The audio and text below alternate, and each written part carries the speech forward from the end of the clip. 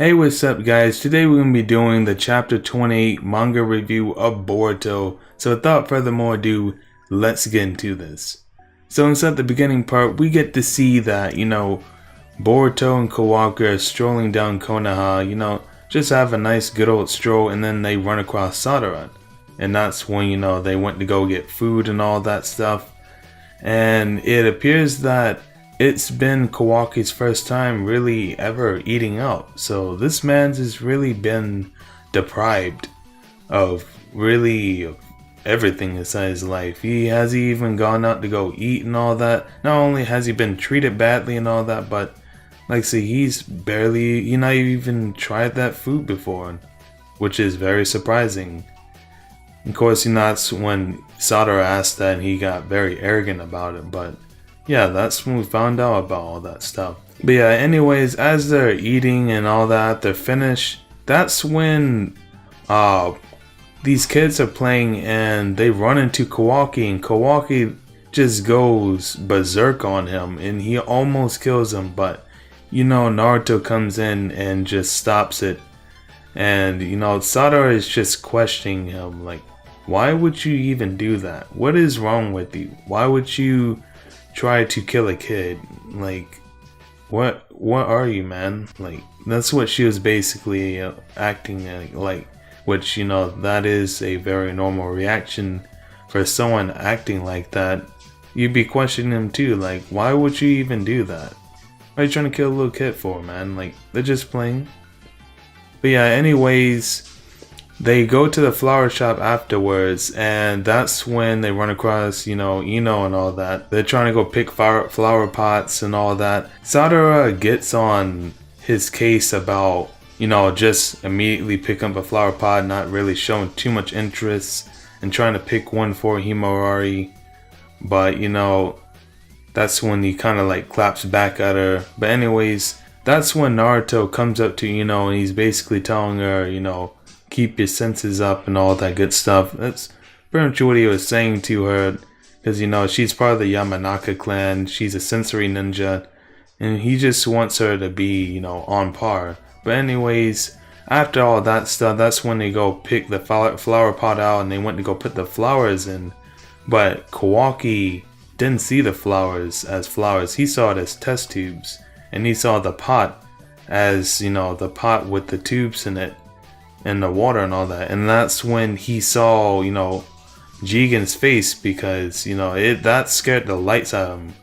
Kawaki truly is he truly is traumatized by stuff. He got so scared he just straight yelled and just threw the flower pot down.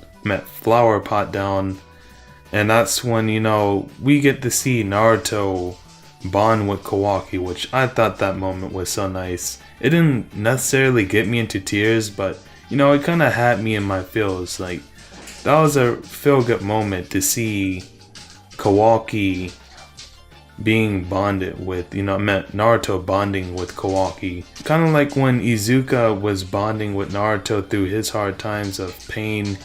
Naruto is basically the Izuka of, Boruto.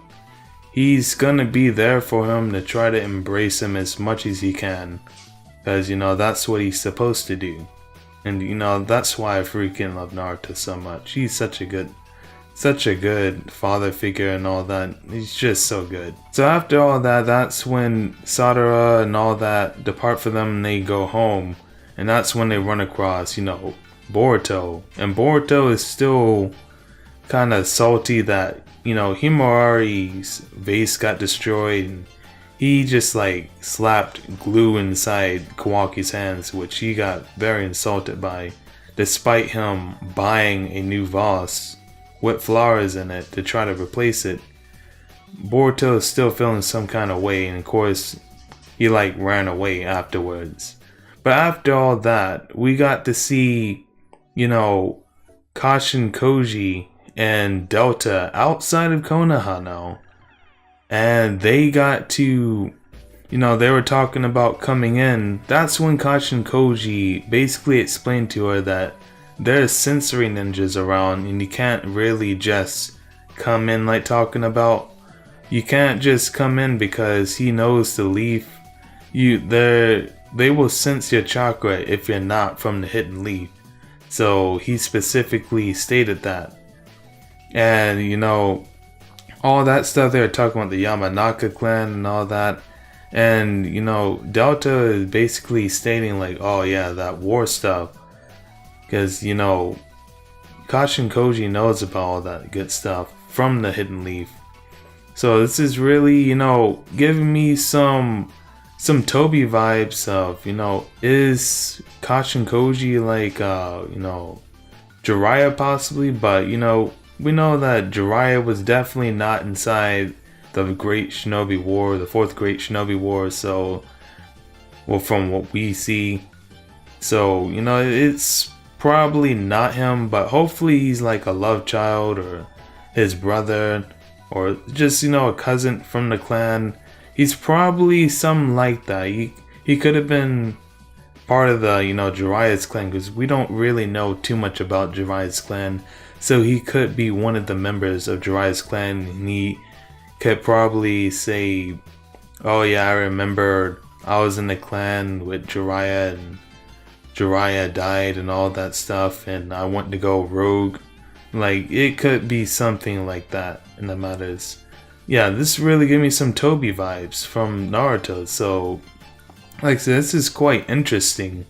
You know, Obito was playing as Toby, and then he claimed he was like Madara Uchiha. He was like going through all those phases. So, you know, it's really giving me some of those vibes. But, you know, Madara is not, not Madara. You know, Kashin Koji is not really doing a Toby type thing or nothing like that. He's just Kashin Koji, so you know, he's still pretty mysterious, but he really does have ties to the leaf, as he stated inside previous chapters. And you see that he's just slipping into Konoha without the Yamanakas even noticing. So this is really giving us, you know, some real clues. He could possibly be Jiraiya, which, like I said, I'm truly hoping he's not, because that would kind of mess up Jiraiya's legacy in a way, if he truly is like either a brainwashed Jiraiya or something in that matter. Like I said, either way, it would still kind of ruin Jiraiya's death if that is, you know, what's gonna happen. But as we get to see inside the end of the chapter, he hops over the gate, and that's when he, you know, he's diving down, coming for Kawaki. So instead the next chapter, we could possibly see Kashin Koji versus Naruto. So I would really love to see that, Kashin Koji versus Naruto. So we'll really get to see the true power of him, because we saw inside like previous chapters that he was like going against what do you call it?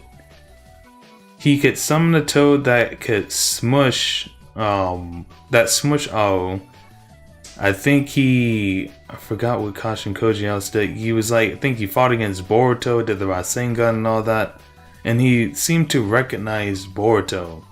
So that's really getting an indication that he could possibly be Jiraiya, like I said, or someone from his clan.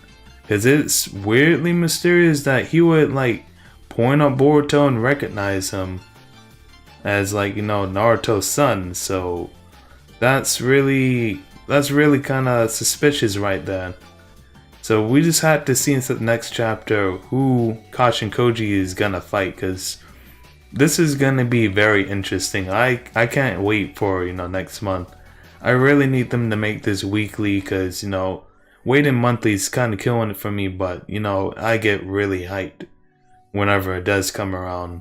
But yeah, that's pretty much all to talk about today. Hope you guys enjoyed this video. Make sure you guys subscribe if you're new, and of course drop a like for your boy to support him.